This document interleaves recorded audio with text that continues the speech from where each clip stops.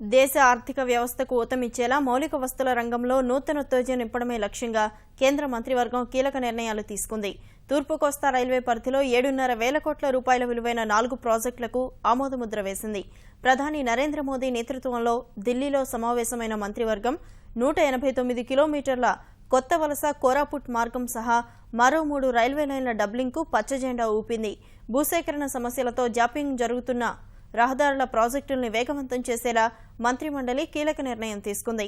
ప్రత్యేక సందర్భాల్లో హేతుబద్ధమైన పరిహారం చెల్లించేందుకు జాతీయ రహదారుల ప్రాధికార సంస్థకు అధికారం ఇచ్చింది.